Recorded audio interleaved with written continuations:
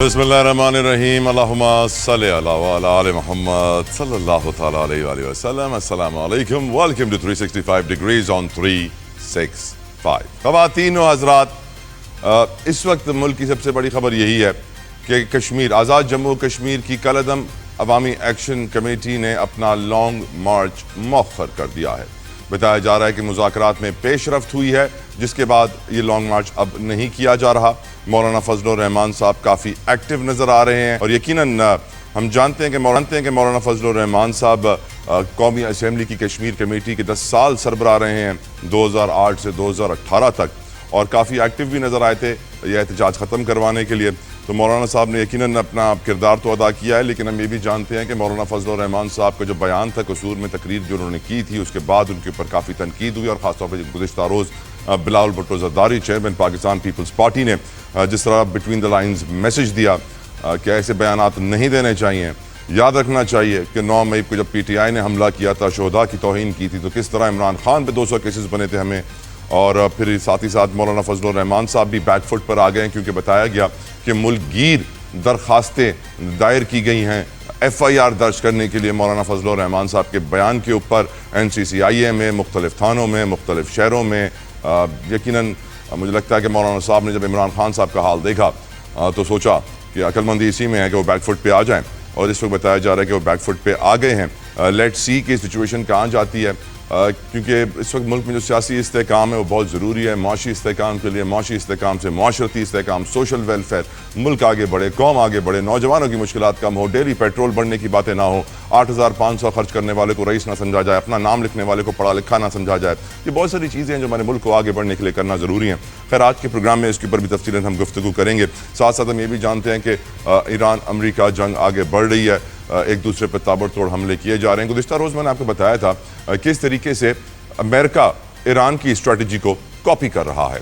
पहले ईरान ने कहा कि हम स्ट्रेट ऑफ हॉर्मुज़ से टोल टैक्स लेंगे, फिर अमेरिका कहने लगा कि हम भी टोल टैक्स लेंगे, हम कंट्रोल करेंगे, और आज हम ये देख रहे हैं कि ईरान की तरफ से स्टेटमेंट दिया गया है कि अगर हमले बंद न हुए, इसी तरह जारी रहे, तो हम भी रीजनल इंफ्रास्ट्रक्चर को टारगेट करेंगे।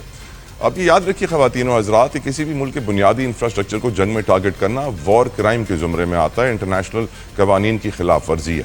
लेकिन सैडली क्योंकि दुनिया में अब इंटरनेशनल कवानीन ना होने के बराबर हैं, स्पेशली गज़ा जेनोसाइड के बाद, लबनान के बाद, ईरान जंग के बाद, जितने भी वॉर्स के रूल्स होते हैं वो सब तोड़े गए, और इंफ्रास्ट्रक्चर को निशाना बनाने की धमकी पहले डोनाल्ड ट्रम्प दिया करते थे कि मैं ब्रिजेस गिरा दूंगा, मैं बिजली घर तबाह कर दूंगा, मैं ये तबाह कर दूंगा, मैं वो तबाह कर दूंगा। अब ईरान ने भी वही धमकी दी है, कॉपी किया अमेरिका को, कि अगर आप हमारे इंफ्रास्ट्रक्चर को टारगेट करेंगे तो हम भी आपके एलाए मुल्कों के, जो वो मुल्क आपके साथी हैं, जिन मुल्कों में आपकी बेसिस हैं, जिन मुल्कों में आपकी फ़ौजें हैं, जिन मुल्कों में आपकी बेसिस है, हमारे मुल्क पे हमला हो रहा है, हम भी उन मुल्कों के इंफ्रास्ट्रक्चर को निशाना बनाएंगे।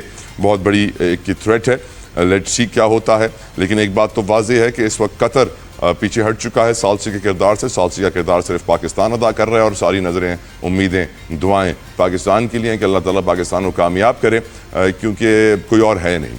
और ये सालसी ना हुई, जंग बढ़ी, मुश्किलात बढ़ेंगी। लोगों का ये मानना है कि डोनाल्ड ट्रंप के पास वक्त कम है, मुकाबला सख्त है। इजराइल ने कहा है कि नवंबर के मिड टर्म इलेक्शन से पहले आपने हमारे टारगेट्स अचीव करने हैं, कुछ भी हो जाए, जंग बढ़नी है। कल एक तज्ज़ियाकार ने बड़ी खूबसूरत बात कही कि 1920 से 1930 के दौरान दुनिया में बड़ी तब्दीलियाँ आई हैं, उसी वजह से 2020 से लेकर 2030 के दरमियान में दुनिया में बड़ी तब्दीलियाँ रूनुमा होने वाली हैं। अल्लाह खैर करे, पर लग ही रहा है कि मुश्किल वक्त आने वाला है, ख़ासतौर पर पाकिस्तान के मुआशी हालात की अगर बात की जाए। प्रोग्राम के आखिर में बात करूँगा दुनिया के मकबूल तरीन खेल फुटबॉल की। फीफा वर्ल्ड कप हम ज़ोरों शोर से देख रहे हैं, सब इंजॉय कर रहे हैं। कोई ऐसा शख्स नहीं होगा दुनिया में जो वर्ल्ड कप ना देखता हो, तकरीबन सभी लोग देखते हैं। लेकिन इस दफ़ा के वर्ल्ड कप ने दुनिया को बता दिया है कि सियासत सियासत सियासत, हर खेल के अंदर है सियासत। जब हमने देखा कि ईरान की टीम पहुंचती है वर्ल्ड कप के लिए, तो उनको कहीं भी रेस्ट करने नहीं दिया जाता। वो पहुंचते हैं, उनका मैच होता है, वापस से ट्रैवल करते हैं। एक मैच उनका मैक्सिको में, एक अमेरिका में, एक कनाडा में। न क्लाइमेटाइज उन्होंने इनको दिया गया, न उनको ट्रेनिंग का मौका दिया गया, न उनको नेट प्रैक्टिस का मौका दिया गया, और उनको सीधा मैदान में उतार दिया गया। कोई रिलैक्सेशन नहीं, जिसकी वजह से उनकी टीम सही परफॉर्म नहीं कर सकी। उनकी टीम कंप्लेन कर रही थी। उसके अलावा हमने देखा कि जो फैसले रेफरीज की जानिब से किए गए, इजिप्ट और अर्जेंटीना का मैच काफ़ी पॉलिटिकल रहा, काफ़ी उसके ऊपर तनकीद हुई। ایجپٹ کے جو کوچ تھے ان تک کو ریڈ کارڈ دکھا دیا گیا تھا کیونکہ وہ فلسطین کا جھنڈا بھی لے کر آئے تھے، اپنی فتح پہ فلسطین کا جھنڈا لہرایا انہوں نے. اور پھر جو فیصلے ہو رہے تھے ریفریز کی طرف سے صاف واضح تھا کہ ایک بائسنس ہے، ایک جانبداری ہے اور سیاسی قوتیں اپنا کردار ادا کر رہی ہیں کچھ ٹیمز کو جتوانے کے لیے. اسپیشلی بات کی جائے تو ارجنٹینا اور میسی کے بہت سارے فاؤلز تھے جو کال ہی نہیں ہو رہے تھے، وہ دے ہی نہیں رہے تھے ریفری ریپلے دیکھنے کے بعد بھی. پھر دنیا نے سوال پوچھا. اب لیکن سب سے زیادہ جو افسوسناک عمل تھا اس فیفا ورلڈ کپ میں وہ ریڈ کارڈ کا ریورسل تھا. آج تک فٹ بال کی تاریخ میں نہیں ہوا جو ہم نے اس ورلڈ کپ میں دیکھا کہ ڈونلڈ ٹرمپ امریکی صدر فیفا کے صدر کو فون کرتے ہیں اور کہتے ہیں کہ ہمارے کھلاڑی کو جو آپ نے ریڈ کارڈ دکھایا ہے اس پہ عمل درآمد روک دیا جائے تاکہ اگلا میچ ہمارا یہ فارورڈ کا کھلاڑی اسٹرائکر کھیل سکے. اگلا میچ وہ ٹیم ہار گئی اور پھر دنیا نے کہا کہ دیکھو کیا فائدہ ہوا کھیل میں سیاست لانے کا، ہارنا تو آپ نے تھا ہی، کھیل کو بھی تباہ کر کے آپ چلے گئے یقیناً. اور پھر اب جو صورتحال ہے اسپین ورسز ارجنٹینا کا فائنل ہے. ارجنٹینا میں میسی ہے، وہ میسی جو ہمیں ہمیشہ اسرائیل کے ساتھ کھڑا ہوا نظر آتا ہے. جتنے بھی مسلم امہ ہیں، مسلمان دنیا فٹ بال کے فینز ہیں، وہ سب اسپین کے لیے دعا کر رہے ہیں. اسپین وہ ملک ہے جس نے غزہ جینوسائیڈ کی مخالفت کی، جس نے ایران جنگ میں امریکہ کا ساتھ نہیں دیا، جس نے واضح ہمیشہ حق کا ساتھ دیا، سچ کا ساتھ دیا. اور دنیا بھر میں مسلمان اس وقت یہی دعائیں کر رہے ہیں کہ اسپین جیتے، ارجنٹینا ہارے، میسی ہارے، کیونکہ میسی ہمیشہ سے اسرائیل اور نیتنیاہو کے ساتھ کھڑا نظر آیا، رونالڈو ہمیشہ فلسطینیوں کی بات کرتے ہوئے نظر آئے. گفتگو کو آغاز کرنا چاہوں گا، اپنے مہمانوں کو ویلکم کروں گا. میرے ساتھ موجود ہیں JUI سینیٹر ہیں، ماہر قانون ہیں، کسی تعارف کے محتاج نہیں ہیں، پاکستان کے نامور سیاستدان ہیں، سینیٹر کامران مرتضیٰ صاحب. السلام علیکم ورحمۃ اللہ. بہت شکریہ مرتضیٰ صاحب آپ کے وقت کے لیے، جزاک اللہ خیر. میرے ساتھ موجود ہیں پاکستان تحریک انصاف کے رہنما، ماہر قانون، کسی تعارف کے محتاج نہیں، ہمیشہ ہمارے پروگرام میں آ کے ہماری عزت میں اضافہ کرتے ہیں، اظہر صدیق صاحب. السلام علیکم ورحمۃ اللہ. بہت شکریہ آپ کے وقت کے لیے اظہر صاحب، جزاک اللہ خیر. پیپلز پارٹی سے سینیٹر سرمد علی صاحب بھی ہمیں جوائن کریں گے، ان کو بھی ہم تھوڑی دیر میں ویلکم کرتے ہیں. گفتگو کا آغاز کرنا چاہوں گا سینیٹر کامران مرتضیٰ صاحب سے. کامران مرتضیٰ صاحب بہت شکریہ آپ کے وقت کے لیے. سر، مولانا فضل الرحمان صاحب کی محنت کی بدولت بتایا جا رہا ہے کہ مذاکرات میں پیش رفت ہوئی ہے اور لانگ مارچ آزاد کشمیر میں مؤخر کر دیا گیا ہے. ساتھ ساتھ آج یہ خبریں بھی ہیں کامران مرتضیٰ صاحب کے مولانا صاحب کے خلاف ملک گیر FIR درج کرنے کی درخواستیں موصول ہوئی ہیں.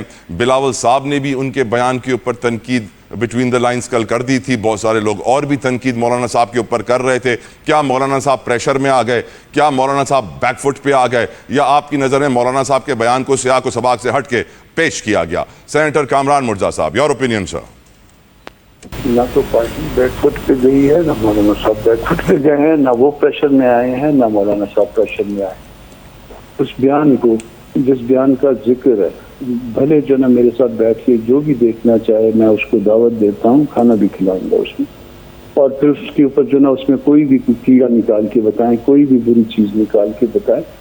جو کچھ کیا ہے مولانا نے ملک و قوم کے لیے کیا ہے اور درست کیا ہے. آرٹیکل 259 کو وائلیٹ کر رہے ہیں اور اس ریفرنس سے جو نا وہ کیا گیا ہے.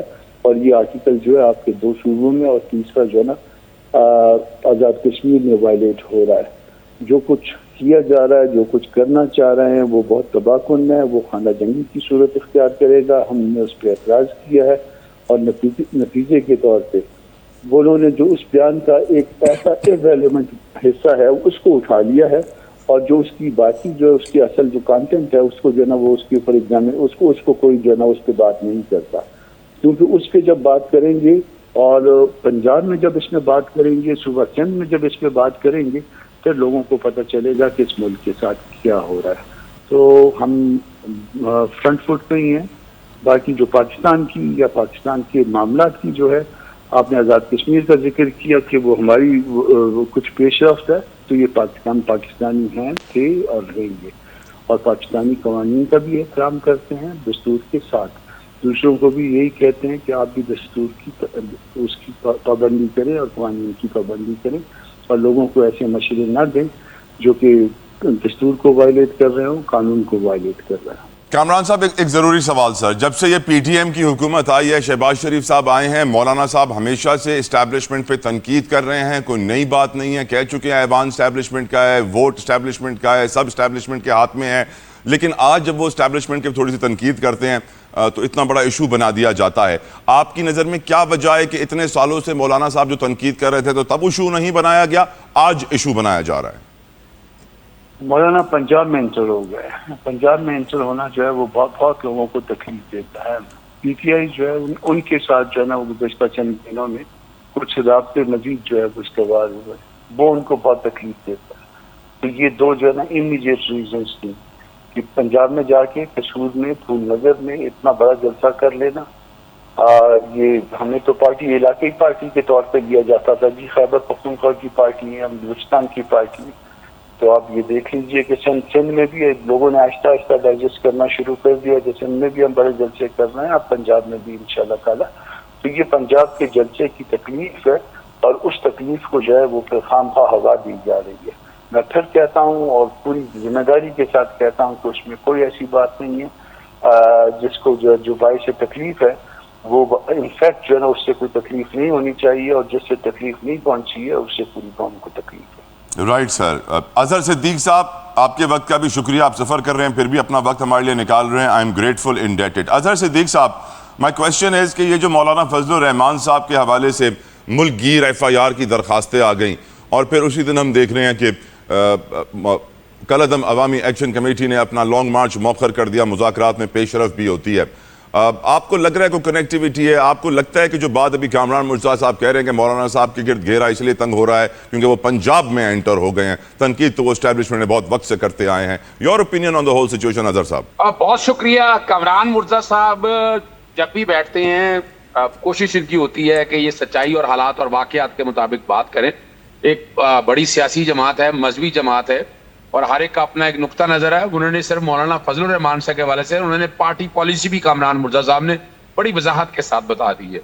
الفاظ کے چناؤ پہ یعنی مجھے بھی احساس ہے کہ الفاظ کا چناؤ بہتر طریقے سے ہونا چاہیے تھا. یعنی اس کا مقصد یہ نہیں ہونا چاہیے تھا کہ کس کی دل آزاری, اور دل آزاری حقیقتاً ان الفاظ سے ہوئی ہے. میں یہ نہیں کہنا چاہتا, لیکن کیا یہ جرم قابل دستاندازی پولیس ہے یا نہیں ہے, یہ ایک علیحدہ سوال ہے. لیکن پرابلم یہ ہے کہ جس وقت یعنی مثال کے طور پر یہ جو پورے پنجاب کے اندر جہاں درخواستیں آپ دے رہے ہیں, تو میں تو ایک قانون کے طالب علم ہونے کے ناطے میں تو اس سے مقدمہ تو نہیں میں سمجھ رہا کہ اس میں کون سا مقدمہ بنے گا, کون سی دفعات لگے گی. یا تو جو آپ نے پیکا وغیرہ کو لگایا ہے یا پیکا میں ترمیم کر لیں, کچھ زیادہ زیادہ کیا ہوگا توہین کا لفظ آ جائیں گے. کچھ ان کی توہین ہوئی ہے, ڈیفیمیشن کے لاز موجود ہیں, اس میں کوئی شک نہیں ہے. اب پیکا لا کے تحت یہ جرم بنتا ہے یا نہیں بنتا یہ اپنی جگہ پر موجود ہے, لیکن تعزیرات پاکستان کے اندر تو میری ایک ناقص رائے کے مطابق بنتا نہیں ہے. میں الفاظ کے چناؤ پہ بالکل میں کہہ رہا ہوں کہ غلط کیا, اور اس پہ یاد رکھیے گا, اور جو بھی لاز ہے, اور اس پہ میرا نہیں خیال ہے کسی ہم میں سے کسی کو اعتراض ہوگا. وطن کی مٹی پہ جو سودا کرے مفادوں کا, وہ اپنے نام سے پہلے ہی ہار جاتا ہے. وطن سے غداری کبھی قابل قبول نہیں. یہ جرم صرف قانون نہیں ضمیر بھی معاف نہیں کرتا. یہ وطن کی غداری کے حوالے سے میں بات کر رہا ہوں, اور یہ جو کہ انہوں نے کلیئر کر دی ہے, پارٹی سارے معاملے میں کھڑی ہے. تو میں اس کو زیادہ ان کانٹیکس کے حوالے سے نہیں دے سکتا, لیکن دل آزاری ضرور ہوئی ہے, یہ ایک حقیقت ہے. شہداء کا اپنا ایک رول ہے, اور ان کے حوالے سے میں حافظ حمداللہ صاحب کو سن رہا تھا, انہوں نے بڑی وضاحت کے ساتھ چیزوں کو ایکسپلین کیا ہے. وہ اپنے طور پر جتنی کوشش کر سکتے تھے انہوں نے بتا دیا ہے, لیکن مناسب یہی ہوگا کہ اس پہ ایک ذرا اور مزید وضاحتی بیان آ جائے, بہتر آ جائے. میں یہ سمجھتا یہ مناسب نہیں, اور مولانا صاحب جمعیت علماء اسلام کو بہت پہلے سارے معاملے میں اٹھنا چاہیے تھا کہ یہ زیادتی ہو رہی ہے. باتیں کرتے رہے ہیں جی. پاکستان تحریک انصاف کو جب ظلم اور زیادتی جتنی ہوئی ہے, نظر بندی کی آرڈر دے لے, ای C L P C L, یہ سارا جو ہے نا, اب میں جو دیکھ رہا ہوں کہ اب لگ رہا یہی ہے کہ پاکستان تحریک انصاف نے بھگت لیا اپنے ساتھ جو کچھ ہونا تھا.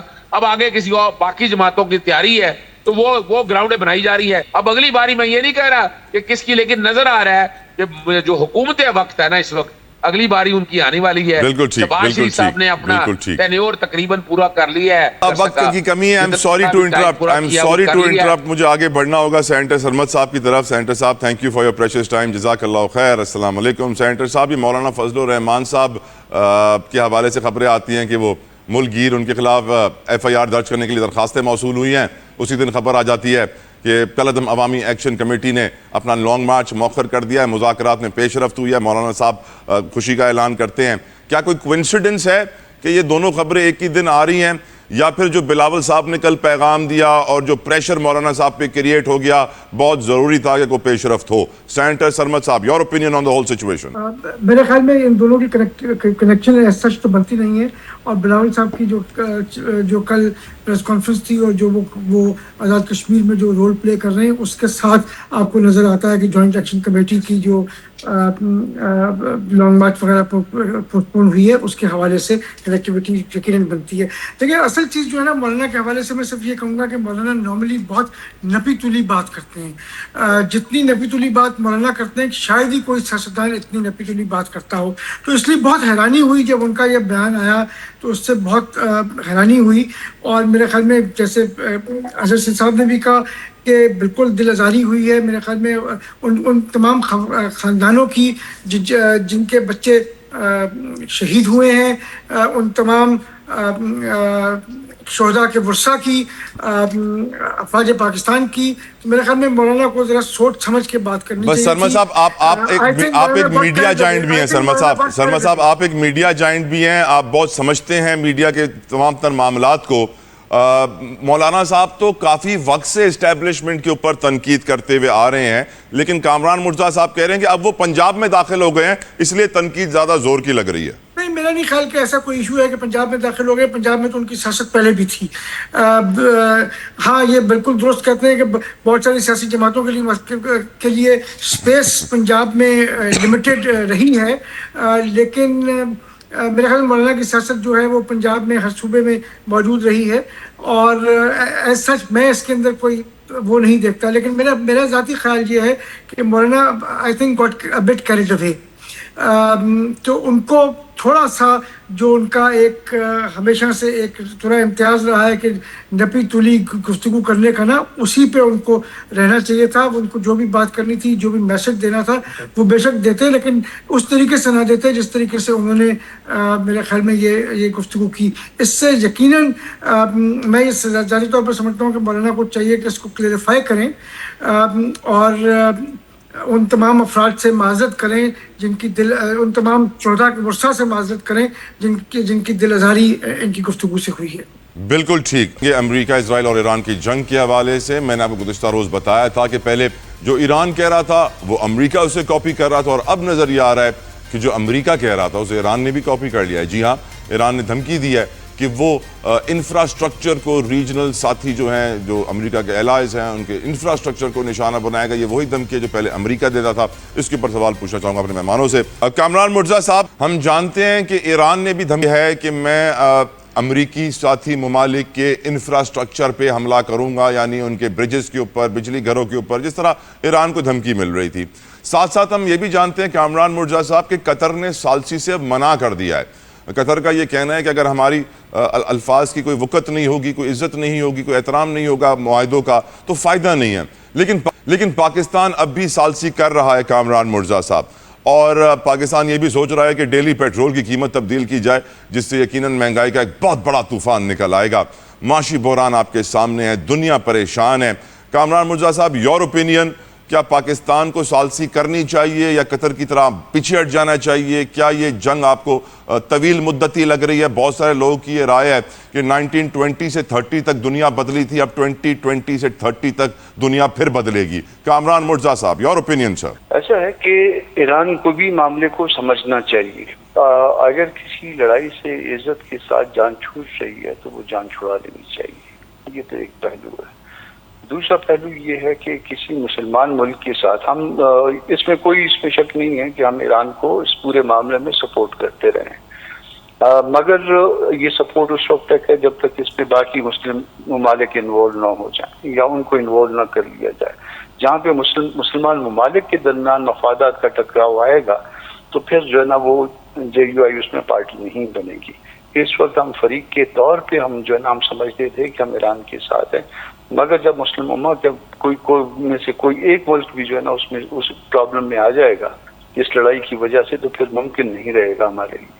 مگر اسٹل جو حکومت پاکستان کا اس میں رول ہے یا حکومت پاکستان کے پیچھے جو ہے نا وہ جو لوگ ہیں ان کا جو رول ہے اس کو ہم اسٹل جو ہے نا اس کو سپورٹ کرتے ہیں. وجہ اس کی یہ ہے کہ امن کے لیے ہر کوشش جو کی جائے اس کو سپورٹ کیا جانا چاہیے. امن اللہ پاک کی نعمتوں میں سے ایک ہے اور خطے میں امن ہونا چاہیے, امن رہنا چاہیے. مرزا صاحب ایک سوال یہاں سے پوچھنا میں ضروری سمجھتا ہوں کیونکہ میں نے کل اس کے اوپر پورا پروگرام بھی کیا تھا. ملیہ لودھی صاحبہ نے بھی اس کے بارے میں لکھا تھا کہ اس ایران جنگ کی وجہ سے پیلسٹائن کاز کے حوالے سے آواز اب نہیں اٹھائی جا رہی جس طرح پہلے اٹھائی جا رہی تھی, اور یہ سوال ہماری مذہبی جماعتوں سے بہت کیا جا رہا ہے. جماعت اسلامی ہو, JYFA ہو, وہ پہلے فلسطینیوں کے لیے بہت آواز اٹھاتے تھے, ریلیاں نکالتے تھے, لیکن اب کچھ حالات بدل گئے ہیں. یور اوپینین سر؟ نہیں, ایسا نہیں ہے. فلسطین کے ساتھ ہم کھڑے ہیں, اور فلسطین کے ساتھ صرف کھڑے نہیں ہیں بلکہ بعض ایسے معاملات بھی ہیں جس میں جو ہے نا وہ اس حد تک ہم ان کے ساتھ, ہم اس حد تک جاتے ہیں فلسطین کے لیے, غزہ کے لیے,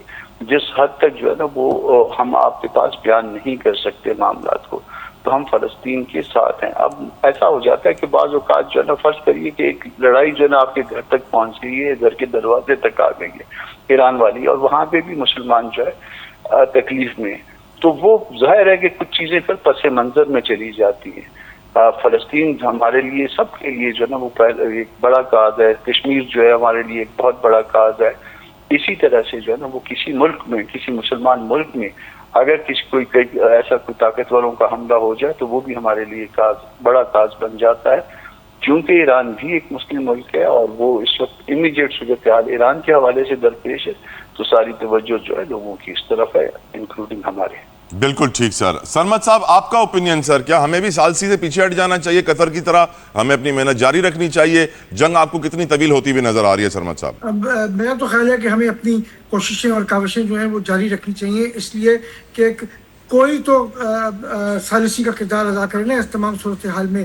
دیکھیے ایک بات جیسے کامران صاحب نے بھی کہی, بالکل درست ہے کہ ہم نہیں چاہتے کہ عالم اسلام کے اندر اس قسم کا ڈویژن ہو, لیکن اور ہمارے تعلقات جہاں ایران کے ساتھ ہیں, ایران ہمارا ایک پڑوسی ملک ہے اور ایک برادر ملک ہے, لیکن اس کے ساتھ ساتھ ہمارے تعلقات سعودی عربیہ کے ساتھ بہت مستحکم ہیں اور بہت مضبوط تعلقات ہیں, اور قطر کے ساتھ تعلقات ہیں, عمان کے ساتھ تعلقات ہیں. تو اگر یہ مسئلہ جو ہے امریکہ اور اسرائیل سے بڑھ کر دیگر اسلامی ممالک کی جانب آ جائے گا تو ہمارے لیے سائیڈ لینی بہت مشکل ہو جائے گی. تو ہمیں اس حوالے سے ذہن میں رکھتے ہوئے کاوشیں اپنی کرنی چاہیے تاکہ یہ صورتحال نہ کریٹ ہو, اور ایران میں بھی تھوڑی سی سینٹی پریویل ہو اور امریکہ کے اندر بھی تھوڑی سی سینٹی پریویل ہو, تاکہ دونوں جو ممالک ہیں پیچھے ہٹیں, کیونکہ اس وقت وہ ایک ڈیزاسٹر کے برنک پہ آ کے کھڑی ہو گئی ہیں. ان کو دونوں کو پیچھے ہٹنا ہوگا. یہ برنکمین شپ جو ہے نا یہ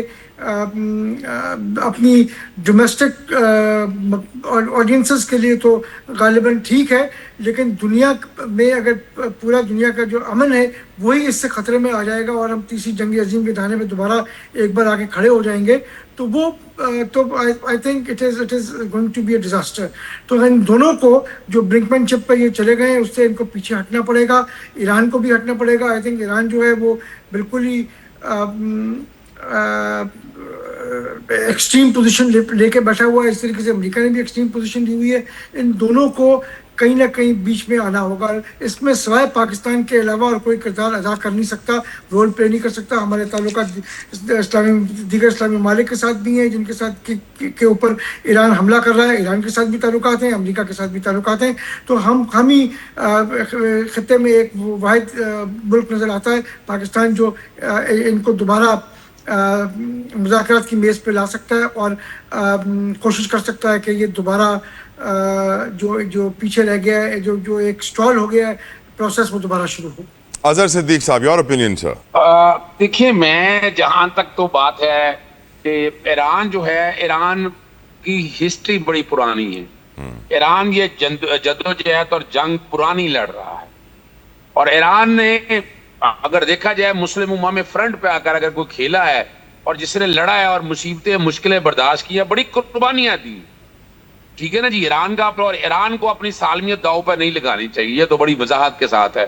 اور میں سمجھتا ہوں کہ پوری مسلم امہ کو اس معاملے میں ساتھ دینا چاہیے کہ یہ تو نہیں ہے کہ ابھی مسلم امہ میں کتنی تباہی و بربادی ہے. یہود و نصارہ نے کہہ دیا, سورہ مائدہ میں تو بار بار پڑھتا ہوں کہ یہود و نصارہ کا کوئی دوست ہو نہیں سکتا, یہ کسی کے دوست نہیں ہو سکتے. جو ان کو دوست بنائے گا وہ انہی میں سے ہوگا. ہاں دوسری بات یہ ہے اور میں تو ہمیشہ سے کہتا ہوں کہ یہ ابھی وہ وقت آیا نہیں ہے کہ جو حضرت امام مہدی کا ظہور، حضرت عیسیٰ علیہ السلام کا تشریف لانا، یعنی یہ وہ آ کے جو ہم اس جنگ کی طرف جانا ہے. اس وقت اسرائیل اور امریکہ جو ہے وہ ٹیسٹر کے طور پر اس علاقے میں آئے ہوئے ہیں. وہ دیکھنے آئے ہیں کہ کل جب وہ جنگ لڑنی ہے اس سے پہلے کیا حالات و واقعات کرتے ہیں. جب تک ان کا زمینی رابطہ نہیں ہوگا اور وہ پاکستان کو ایک کریڈٹ جاتا ہے کہ افغانستان کے اندر سے اس وقت امریکہ کو یہاں سے نکلوا دیا، ورنہ امریکہ آج افغانستان کے اندر زمینی طور پر موجود ہو تو بڑے حالات و واقعات خراب ہونا چاہیے. اور یہاں کامران مرزا صاحب کی بات بڑی زبردست ہے کہ تمام مسلم امہ کو اس پہ اکٹھا ہونا چاہیے. یہاں پاکستان ایک بہت بڑا رول پلے کر سکتا ہے، اس میں کوئی شک نہیں ہے. میں آج بھی سمجھتا ہوں کہ ثالثی کا کردار بالکل تھا، but not at the cost of Iran, یعنی ایران کی کاسٹ پہ نہیں ہونا چاہیے. ہم نہ اور امریکہ اگر بیک فٹ پہ جاتا ہے تو ان چیزوں کو سامنے رکھتے ہیں، لیکن اس سے پہلے مسلم امہ کو ایک جگہ اکٹھا کر کے ایک مسلم امہ کا ایک پیغام، اور وہ علیحدہ بات ہے ہم وہ اسی کو کھڑا نہیں کر سکے. آپ دیکھیں وہ اقوام متحدہ کو نہیں مان رہے، آج بھی دیکھیں آج فلسطین کے لیے آواز اٹھانے والی کتنی کا آوازیں رہ گئی ہیں. یہ ایران کو جاتا ہے کہ ان سارے معاملات میں بڑے آسان طریقے سے آیا ہے. اور پچھلے دن دیکھو نا یہاں کا جو چاہ رہا تھا، یہاں امریکہ چاہ رہا ہے، امریکہ تو آگے دیکھے بڑا خطرناک کام کر رہا ہے. وہ رشیا کو اور اپنا چائنا کو کٹیل کرنا چاہتا ہے. تو وہ اتنا آسان کام نہیں ہوگا کہ پاکستان کو یہاں پارلیمان میں بیٹھ کر چاہے انڈور آپس میں بیٹھ کر میٹنگ کریں، اس پہ ایک یونیفارم پالیسی بنائیں اور اس پہ چلیں. یعنی یہ خالی وزیر اعظم کو اختیار نہیں ہونا چاہیے یا ان کی کابینہ کو کہ یہ صرف اور صرف آپ کو یہ وفاقی حکومت نہیں چلا رہے ہیں، یہ انٹرنیشنل معاملات ہیں. تمام سٹیک ہولڈروں میں موجود ہو، ہماری پاکستانی فوج ساتھ موجود ہو، یہ کہ اس کا ایک طریقہ کار جو بیٹھ کر طے کیا جائے اور پھر اس پر سختی سے عمل کیا جائے. کھیل کے میدان کے اندر جس طرح قوانین کی دھجیاں اڑائی گئیں، لوگ یہی کہہ رہے ہیں جنگ کے میدان میں کیا خاک قانون فالو کریں گے. اس وقت فیفا ورلڈ کپ کے اندر جو ہم نے دیکھا، پہلے ایران کی ٹیم کے ساتھ جس طریقے کا رویہ اختیار کیا گیا کہ وہ ریسٹ نہ کر سکیں، جس طریقے کے ساتھ میسی کے فاؤلز کو چھپایا گیا، ایجپٹ کی ٹیم کو نشانہ بنایا گیا، مسلمان ٹیمز کو نشانہ بنایا گیا، اور پھر ہم نے دیکھا کہ اب فائنل آ رہا ہے اسپین اور ارجنٹینا کا. ریڈ کارڈ ریورسل کی تو کیا ہی بات کی جائے، وہ تو ہسٹورک سٹیپ تھا ڈونلڈ ٹرمپ کا اور فیفا کا. لیکن اب جب فائنل قریب آ گیا ہے، اسپین کی طرف سارے مسلمان کھڑے ہیں کیونکہ اسپین وہ ملک ہے جس نے غزہ کی نسل کشی کے خلاف آواز اٹھائی، ایران جنگ کے خلاف آواز اٹھائی، اور ارجنٹینا وہ ملک ہے جس کا مین لیڈ پلیئر ہیرو میسی ہمیشہ نیتن یاہو کے ساتھ نظر آیا، اسرائیل کا جھنڈا لہراتے ہوئے نظر آیا. اب کیونکہ سیاست اس قدر کھیل کے میدان میں آ گئی ہے کہ اگر آپ نے سیاست کھیل کے میدان میں نہیں کی تو پھر یہود و نصارہ آپ سے آگے نکل جائیں گے، مسلمان پیچھے رہ جائیں گے. اسی پر گفتگو کرنا چاہوں گا. کامران مرزا صاحب، آپ کیونکہ قانونی ماہر بھی ہیں، قانون کے علم بردار بھی ہیں، جب دنیا میں مقبول ترین کھیل کے قوانین توڑے جاتے ہیں تو دنیا کو ایک پیغام دے دیا جاتا ہے کہ قانون گیا بھاڑ میں، جس کے ہاتھ میں طاقت ہے، آئرن فسٹ ہے، ہی ول یوز اٹ اور قانون کی دھجیاں اڑا دے گا. یور اوپینین کامران مرزا صاحب؟ طاقت ہمیشہ قانون کے نیچے ہونی چاہیے. یہ ایک اصول ہے جو ہم مل کے طے کر لیتے ہیں، اور جب اس اصول کو ہم طے کر لیتے ہیں اور اس پہ عمل درآمد کرتے ہیں تو پھر دنیا جو ہے وہ درست طور پہ چلتی ہے. اور اگر قانون کو توڑ دیا جائے طاقتور کے لیے تو پھر اس قانون کا احترام جو ہے، اگر دوسرے اس پہ عمل کرنے کے لیے مجبور بھی ہوں مگر اس قانون کا احترام باقی نہیں رہتا. اور یہاں پہ قانون توڑا گیا ہے، اس لیے اس کا احترام متاثر ہوا ہے. باقی میں کھیل کو کھیل سمجھتا ہوں، مگر اگر کہیں پہ اسرائیل کو سپورٹ کرنے والا کوئی ہوگا تو میں اس کے مخالف کو سپورٹ کروں گا. میں ان اینی چیز جو نا دوسری طرف کھڑا ہوں گا جو اسرائیل کی، کیونکہ اسرائیل ویسے ادروائز ظالم ہے. اس نے اس کے اوپر اس کے خون سے ہاتھ رنگے ہوئے ہیں اور اس کے کپڑوں پہ اور چہرے پہ اتنے گندے داغ ہیں دوسروں کے خون کے کہ یہ اس کو جو ہے نا اس کو سپورٹ کرنے والے کو بھی سپورٹ نہیں کیا جا سکتا. سینیٹر سرمد صاحب، آپ کی نظر میں جب دنیا کے اندر مقبول ترین کھیل کے میدان میں قانون کا احترام اور عزت نہیں کیا جائے گا تو پھر دوسرے مقامات پہ، اگر اسپورٹس میں نہیں ہو رہا تو پھر جنگ میں کیا قانون عمل کرے گا، دوسرے مقامات پہ قانون کیا کام کرے گا؟ آپ کی نظر میں آج فٹ بال کے ساتھ جو کیا گیا ہے وہ کیوں کیا گیا؟ کیا وجوہات تھیں؟ کیا نقصان ہوا فٹ بال کو اس سے؟ یور اوپینین سرمد صاحب. دیکھیں، پوسٹ سیکنڈ ورلڈ وار اگر ہم دیکھیں تو ایک رول بیسڈ سوسائٹی، ایک رول بیسڈ سسٹم چل رہا تھا.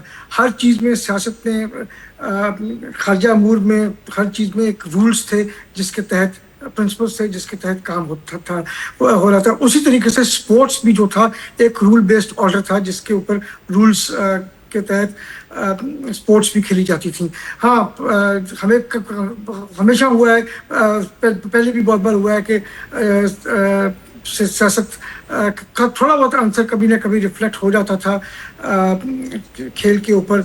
मुख्तलिफ खेलों में प्रो पैलेस्टीनियन बहुत सख्त एक रहा, साल से एक रहा है, क्या जिसको कहना चाहिए कि एक अप्रोच रही है। लेकिन इस दफ़ा तो जो हुआ है वो तो समझ नहीं आती क्या है। एक तो स्पेशली आज तक ये नहीं हुआ था कि आप जिसको रेड कार्ड दिया गया हो उसको आप इजाज़त दे दें इसलिए कि आपको एक मुल्क के सदर ने, अमेरिका के सदर ने या किसी मुल्क के सदर ने या वज़ीर आज़म ने आपको कहा कि ये करते हैं। अगर ये होने लग जाएगा तो फिर जो खेल के जो रूल्स हैं वो ही ख़त्म हो जाएंगे। तो वो तो सबसे पहले तो जो फीफा के सदर थे उन्होंने रूल्स का बड़ा गलत कर दिया जब उन्होंने सदर ट्रम्प की बात मान के रेड कार्ड को इग्नोर कर दिया और खेलने की इजाजत दे दी। लेकिन सलमा साहब, मेरा सवाल यही है कि अगर फुटबॉल के ग्राउंड में रूल्स फॉलो नहीं हो रहे हैं तो जंग के मैदान में कैसे रूल्स फॉलो होंगे? बिल्कुल, ना डिप्लोमेसी में होंगे ना जंग में होंगे। देखिए, प्रेसिडेंट ट्रम्प ने ना पूरी दुनिया में जो रूल्स बेस्ड सिस्टम था ना उसको उन्होंने तहस नहस कर दिया है। चाहे वो डिप्लोमेसी हो, चाहे वो जंग हो, या जो या उनकी डोमेस्टिक पॉलिटिक्स हो, उन्होंने उसको तहस नहस कर दिया। बिल्कुल ठीक सर। अजहर सिद्दीक साहब, आपका ओपिनियन, खेल के मैदान में तो कानून नहीं है, जंग के मैदान में कहां से आएगा अजहर साहब?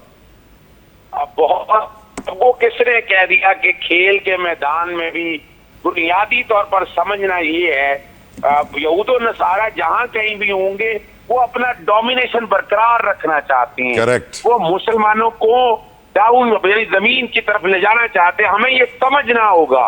मुझे आज भी तारीख याद है और यहाँ मैं क्रेडिट देता हूँ एक बहुत बड़े लीडर का, जुल्फकार अली भुट्टो साहब का, जिन्होंने उस वक्त देख लिया था मुस्लिम उम्मा को इकट्ठा करने की कोशिश की थी। और फिर उन्होंने क्या किया उस मुस्लिम उम्मा के साथ? जुल्फकार अली भुट्टो साहब, शाह फैसल साहब, शाह उर्दन साहब, कर्नल कजाफी, यासिर अरफात और सद्दाम हुसैन, सबके साथ देखें, मगर मुस्लिम उम्मत तब भी समझ नहीं सकी है। और ये वाले खेल के मैदान को सामने रखकर समझना होगा उन्हें कि मईशत, खेल, कोई मैदान ले लें, ये कभी नहीं चाहेंगे कि मुसलमान आगे बढ़ सके।